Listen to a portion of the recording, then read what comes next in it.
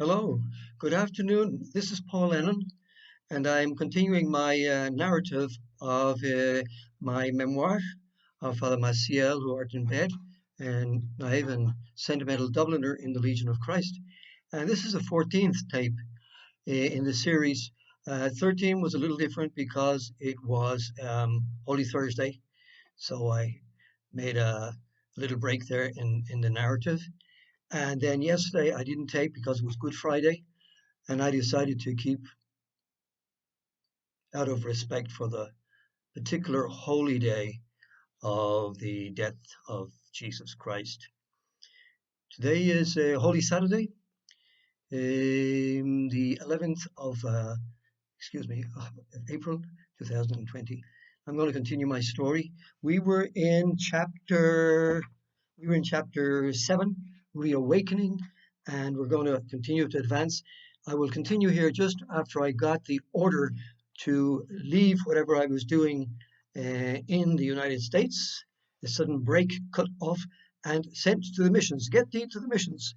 But this particular part of the story is more hopeful, which I think is kind of in coinciding with the day that we're living today, where we're waiting in hope for the resurrection of Jesus.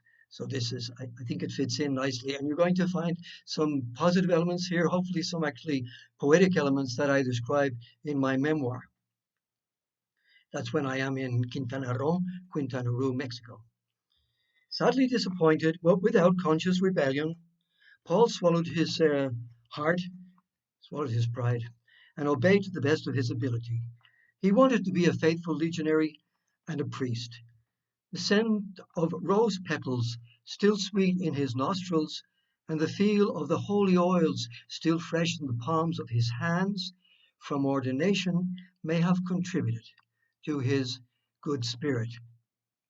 And he was young and flexible enough to handle another twist in his destiny. From naive missionary, vague, adventurous concept in his adolescent mind, to legionary of Christ, not missionary really, but rather teaching and forming leaders in the Regnum Christi movement, back to now missionary, that is parochial work, doing baptisms, mass, weddings, teaching people with a third grade education. Paul was put on a plane to Cancun, point of entry in the Quintana Roo mission. Cancun was not much more than a one-horse town at that time.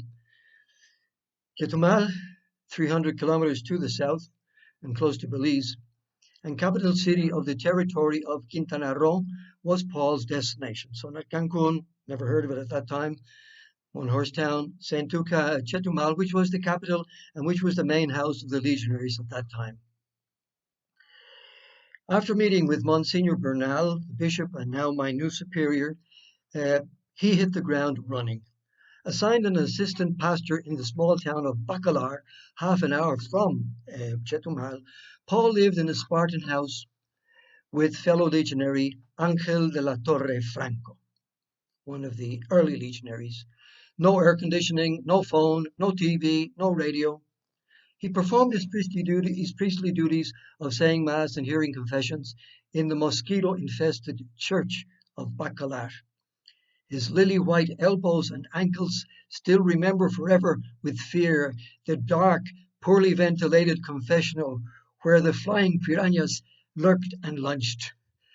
He drove the pickup truck to the Mayan villages, accompanied by the Maya-speaking sisters Madres de la Luz, the bilingual missionaries we spoke about before.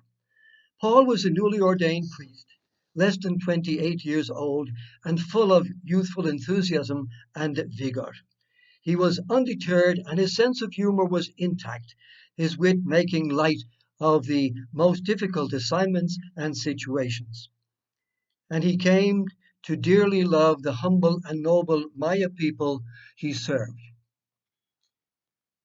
Grace of state had to be invoked when hearing Maya-speaking children's confessions. The only word they knew was Padre. He could pick out the occasional Spanish word to get the gist of cussed out my sister, hit my little brother, didn't feed the pig, or whatever they were telling me. With true apostolic zeal, trying to explain and illustrate the rites, he conscientiously performed baptisms, speaking very slowly, hoping for them to understand, celebrated the Eucharist, and presided at weddings with many interesting and kind of funny, humorous instances. Little parenthesis here, remember Father Raymond Comiskey, who joined the Legion slightly after me, was my friend before we joined the Legion, and he was a great missionary. Father Ray died a few years ago in the outskirts of the city of Mérida, Yucatan. But he was a very zealous priest, Father Raymond, and he was a very strict preacher. Sometimes the people trembled at his voice, but when they got close to him, as a friend just told me recently, he was a wonderful person. Un pedazo de pan, as they say in Spanish, whatever that piece of bread. Good-natured, loving person. And I want to make it clear that he was so zealous as a priest that he learned to speak enough of the language, the Maya, to be able to administer the sacraments. I think the missionaries, the Maryknoll missionaries who had been there before us, American padres, they may have written a little sacramentary with the baptism, especially the Mass, and probably weddings explained in the native language, in the Maya, the lowland Maya language. So that was Father Raimundo. I never went that far, so my total admiration and respect, love for Father Raymond, may he rest in peace. After about a year working in Bacalar, Paul was invited to live in the capital city of Chetumal, population then of 30,000 souls. To a more cosmopolitan audience, he launched a Catholic radio program. Every Tuesday afternoon during Lent, at the peak hour, Roger Chan, in his most sonorous formal tone, would introduce Cristo hoy y siempre, Christ today and always. And here you have Padre Pablo Lennon of Divine Providence Parish. Con ustedes, el Padre Pablo. Another highlight was workshops for religious teachers organized with confrere Father Bernard Quinn, Legionary of Christ, following the mind of wishes of my superiors, and as a way of disregarding his doubts, Paul worked 16 hours a day, 6 days a week for 4 years. Unfortunately, sad note, Paul also witnessed at least one case of an exiled legionary literally falling apart during his missionary assignment. Now, I'm not sure. I think this father survived, so I may be speaking in vain here. Clearly needing serious psychological services, that confrere was attended by the local physician, beholden to the Legion, who prescribed some medication.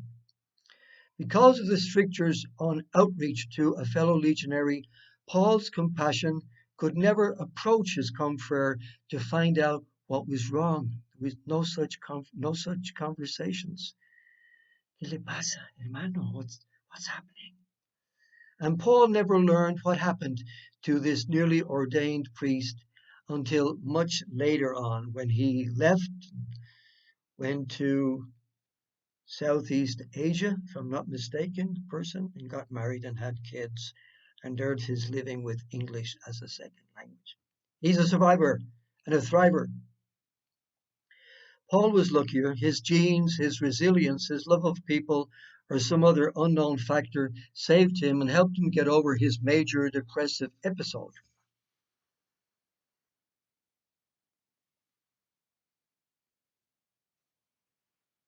Group of catechists and my church, the Church Without a Roof, a Church of Divine Providence, Colonia López Mateos, Quintana Roo, Chetumal. Where are we? Life was busting out all over, as the song says, and perhaps the sap seeped into Paul's soul just as the weeds burst through the tarmac and stubbornly encroached on the road highway from Cancun to Chetumal. Life in its vibrancy sprang from the humid heat, opening the pores, caressing nostril hair, and arousing the senses. The sun blazed down from early morning out of a clear, deep blue sky. In the dark green rainforest, filtered light revealed bromeliad rosettes, their leaf colors ranging from maroon through various shades of green to gold. Many species sported dappled leaves with red, yellow, white, and cream variegations. Some spotted with purple, red, or cream, while others displayed different colors on the tips and bottoms of their leaves. The rich abundance was capped by bright scarlet and orange epiphytes, leaping at the eyes from three forks when Paul ventured into the forest, La Selva. And this he loved to do in the company of his helper Eulogio and Don Florentino Palomo, his Maya woodsman. This was a little bit of paradise down there. Life-giving sounds abounded too. The chirping of unknown and unseen birds, the cacophony of frogs in concert after the rainstorm, which could be kind of frightening because they're really loud, and spider monkeys screeching as they played with the village children. Strolling the town street, I remember in Bacalar, the stranger bristles at the wolf whistle. Walking around in the evening, my little relaxation in Bacalar around the square where the basketball court was, suddenly out of nowhere, God, what's going on here? It's getting my ire is aroused. Quickly spinning around, he catches sight of an impertinent green parrot mocking him from a porch, emitting his that's the parrot, in case you didn't know. The taste of delicious fruit entices the most disaffected stoic to savor ripe bananas straight from the tree in the garden, papaya sprouting spontaneously from the many-breasted Indian goddess out of a fine cream limestone sascab outside everybody's house, and pineapple from the mother plant close to the sandy beach. Paul would soon develop a weakness for the chico sapote, or sapodilla fruit, the fruit of the chicle tree, whose sap was harvested aggressively by American companies in tropical Central America during the middle 20th century to make chewing gum, Adams chicle, Adams chewing gum, and other products. Its rough outer skin is similar to the other tropical delight, the mamey, which you've probably heard of, but sapodilla is sweet and kind of bitter at the same time. It has a burnt sugar taste, almost spicy, that seduces the taste buds. And then there, of course, is el tamarindo. When venturing into the heart of the forest, the greenhorn was stunned by the sight of the majestic mango tree, like a swaying giant, its red, green, and yellow parrot-nosed fruit dangling from lofty branches, its gray-green hair rustling in the breeze.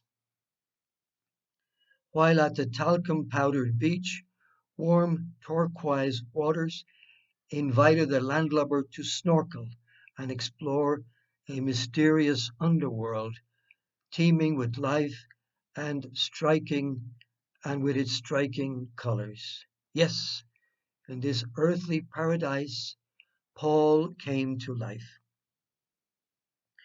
Slowly he began to feel better. The doubts of faith which had plagued him for so long were not disappearing. but they lost their bite.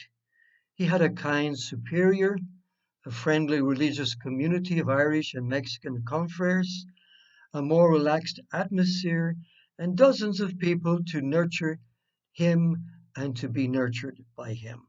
He began to make friends with his parishioners there in the Divina Providencia, men and women and children, good-natured people. For the most part, they were Mayeros, which means people of Mayan stock who were integrated and to some degree into mainstream Mexican culture. The men wore regular clothing, while some women preserved the white broidered huipil, which they call it down here. I think in that part of Mexico they call it ipil. So we have a little distinction there, and we can get into some linguistic tangles with the local folks down here. Many of these families spoke Maya in their homes, Spanish being their second language. As Caribbean people, they possessed a joie de vivre. This is a kind of a mixture here of Mayan people, Mexican people, maybe costeños, maybe people from the coasts. Uh, from the South Belize, uh, we have African people, and in Chetumal was a real melting pot. Actually, one of the Lord Mayor's alcaldes was from of mixed blood, from mixed Maya, Mexican, and Caribbean African blood. Jesus Martinez. At Divine Providence Parish, Paul was fortunate to have a young and intelligent and resourceful sacristan, his helper. Jack of all trades, Eulogio Coyí, of pure Mayan ancestry.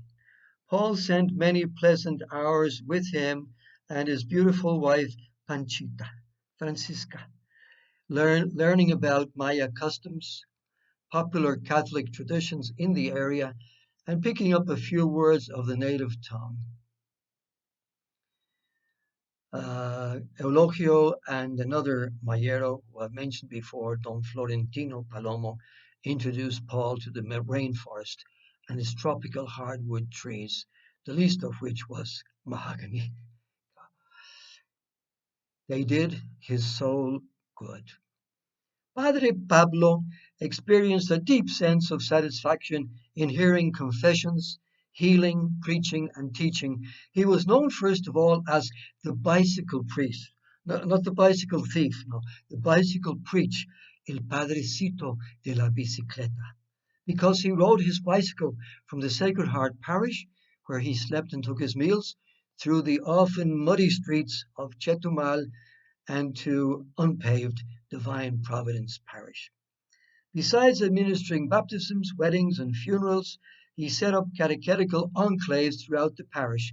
Because the sun was always so intense, he built wooden benches around what are called almendros, kind of an almond tree, with large oval-shaped leaves, and the branches spread out in tiered circles from the trunk straight out, producing an inedible almond-shaped fruit. This way, the young students could sit in the shade. Noticing how some of the preteen boys and girls were bright and assertive, he created a group of mini catechistas to teach younger children the rudiments of the faith close to their homes.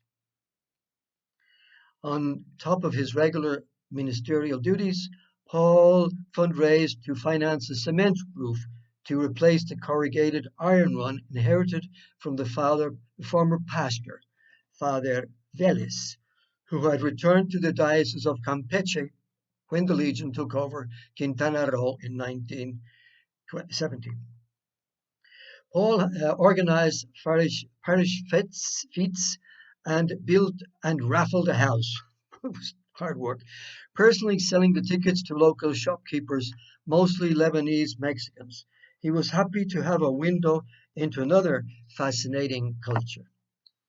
They call them, of course, Arabs down there, Los Árabes, but I wanted to be more specific and friendly.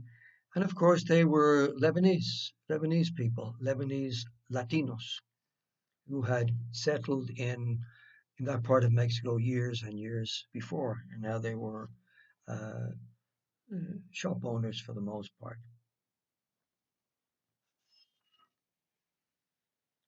Noticing how non-Catholic missionaries hog the radio station, X-E-R-O, X-E-R-O, and despite the government's kind of mistrust of Catholics in public life, he began a series of Lenten radio talks they just talked about.